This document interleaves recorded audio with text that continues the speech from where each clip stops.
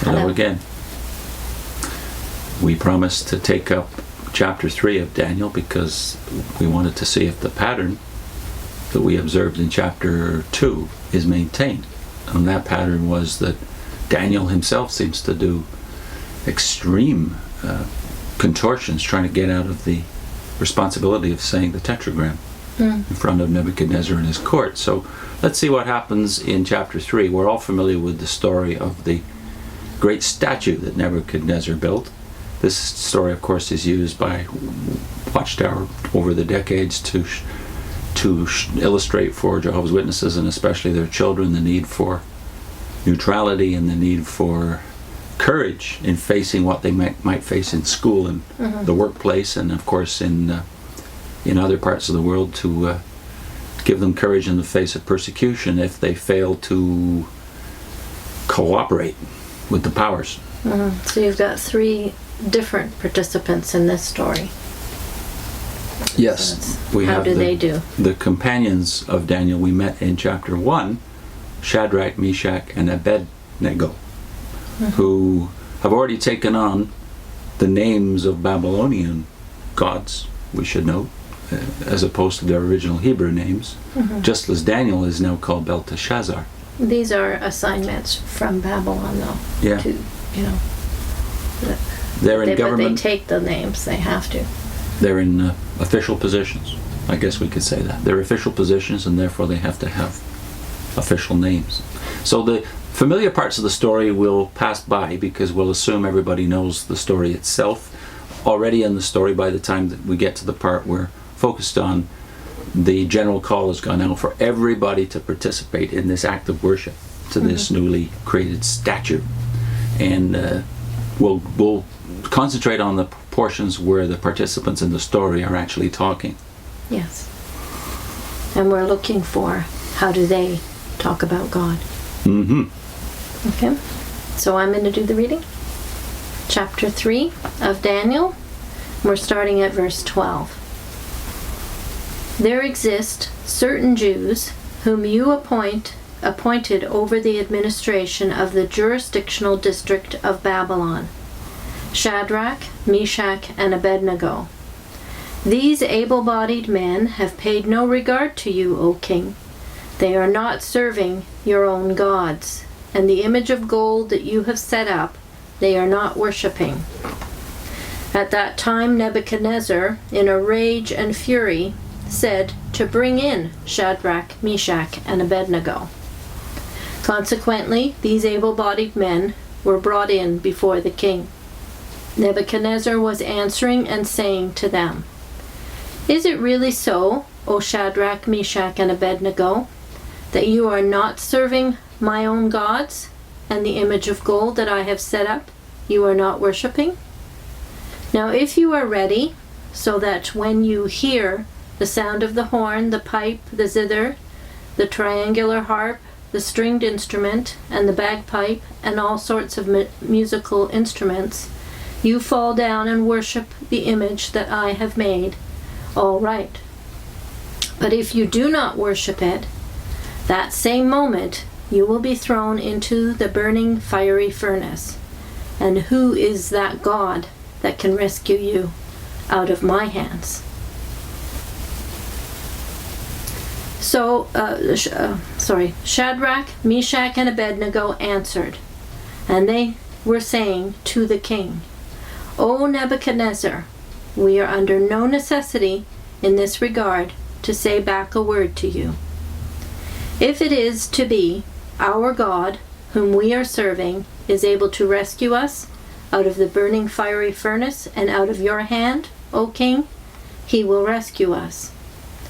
But if not, let it become known to you, O king, that your gods are not the ones we are serving, and the image of gold that you have set up we will not worship. Then it was that Nebuchadnezzar himself got filled with fury, and the very expression of his face was changed toward Shadrach, Meshach, and Abednego. I'm going to now skip down to verse 25, where the conversation continues here.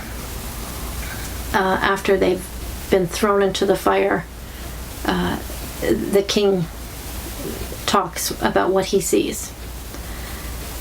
"Look, I am beholding 4 able-bodied men walking about free in the midst of the fire, and there is no hurt to them, and the appearance of the 4th one is resembling a son of the gods." Then it was that Nebuchadnezzar approached the door of the burning fiery furnace. He was answering and saying, "Shadrach, Meshach, and Abednego, you servants of the Most High God, step out and come here."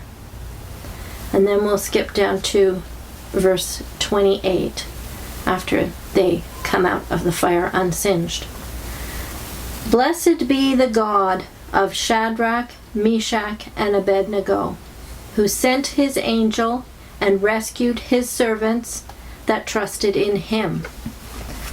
And that changed the very word of the king and gave over their bodies, because they would not serve and would not worship any god at all except their own God. And from me an order is being put through, that any people, national group, or language that says anything wrong against the God of Shadrach, Meshach, and Abednego shall be dismembered, and its house shall be turned into a public privy, for as much as there does not exist another God that is able to deliver like this one. At that time the king himself caused Shadrach, Meshach, and Abednego to prosper in the jurisdictional district of Babylon. End of chapter 3. So going back to the turning point of the chapter, I suppose, is, for me, verse 15, when Nebuchadnezzar throws out the question in the New American Standard Version. It says, "What God is there who can deliver you out of my hands?" Mm-hmm. So here's their golden opportunity, the 3 Hebrew youths, to witness to the name of the unique God, Yahweh. Mm-hmm. But how do they answer? They say only that they say our God that we are serving. Verse 17. Yes, our God that we are serving. They don't use that golden opportunity to mention Yahweh. Yeah, I would strongly urge that we compare this to the situation of Elijah and Elisha when they were in the court of Ahab. They answered in a similar way to a king who was now honoring pagan gods as well as the true God. They said, "The God whom we stand before, or before whom we stand, Jehovah." Yeah. That's a way of saying, I serve my God, you serve your God. Mm-hmm. I'm in your court, but I do not serve you. Yeah. And this is a similar usage, apparently. Our God, whom we serve, is a statement to Nebuchadnezzar and the court that here they will not cross the line. Mm-hmm. Now, the part that we started with identified Shadrach, Meshach, and Abednego as administrators of the judicial district. So they were already involved in the workings of the government of Babylon. Mm-hmm. So they obviously had to make a decision at that time when they were put in those positions. Yeah.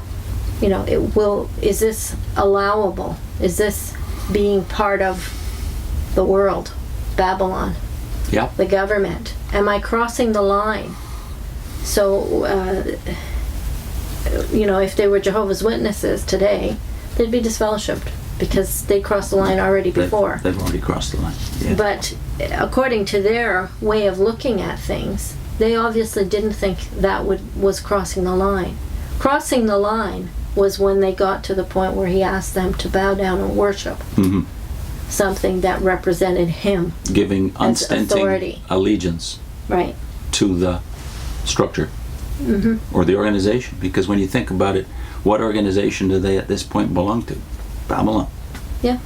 They find their place in that organization. The other organization that we call Jehovah's organization, the nation, the organized nation of Israel, it doesn't exist anymore. Yeah. They're being asked to give uncompromising loyalty to Babylon at this point. Yeah. And to the king of Babylon. So this is crossing the line into God territory. I would think that if this point is also made in the end of our finished mystery, or the last parts that we've done on the finished mystery, with when we're talking about Gorman. So I would think it's the last 3 or 4. No, last 3 maybe. Last 3 episodes, I think, of the finished mystery segments, Yeah. on the book of Revelation. Yeah, so you might want to look at that, because he's talking a little bit more about the politics and whether or not where we cross the line in any period of history with empires. Yeah.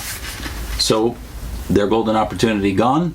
They don't get to talk anymore in the chapter, right? All now we have is Nebuchadnezzar talking about their God. And when he acknowledges the unique power of their God in saving them from the furnace, Yeah. what's the words he uses? His designation is in verse 26. He says, "You servants of the Most High God." This is the same title. And by the way, this is Aramaic here, not Hebrew. This is one of the unique places in the Bible where we have 2 languages going in one book. Aramaic in the section that has to do with the secular, these chapters, and Hebrew when we get back to the prophecies and the part about Daniel and his Hebrew companions in chapter 1. Yeah. So here you have the Aramaic part and the Aramaic version of Most High God, the same title we talked about in the Divine Names segments that we did a couple of months ago. Most High God, or God Most High, El Elyon in Hebrew. This is the Aramaic equivalent of that title. So that's all. Well, that's not the only one he uses of their God, right? Once they're out of the fire, he says, "Blessed be the God of Shadrach, Meshach, and Abednego." That's his designation, and who has rescued his servants and trusted in him and sent his angel. So he uses a stronger thing than they do in the first part, Most High God. But then after that, again, it's the God of these people. Let's see, what else does he say? They would not worship any God at all except their own God. So he calls them their own God, and then again, the God of Shadrach, Meshach, and Abednego. Now, in the next segment, we'll talk about the way the Watchtower deals with this chapter and try to figure out why it is that the impression you get when you're going over this story as a Jehovah's Witness is so different than the one you get when you're looking at the text all by itself. When we were talking about it, we did make mention of just this interesting thing at the end. The judgments that the king makes. He punishes those who are really his followers. They're the ones that get punished, to the point where he says, if you say anything against their God, I'm going to make a public bathroom out of your house and do all kinds of horrible things to you, because this God is the only one that can do what he's done. Save them out of fire, right? And then he promotes the ones that didn't really act like Jehovah's Witnesses according to Jehovah's Witness standards, in that they don't pronounce the name, and their promotion is political. Yeah. All right, so there's confusion here, and Babel, of course, means confusion. That's the pun upon its name in Hebrew. Yeah. It's confusion for Jehovah's Witnesses as to where do you fit in this story? Yeah. Where would Jehovah's Witnesses put themselves in this story? Next segment we'll talk about how they try. Yes.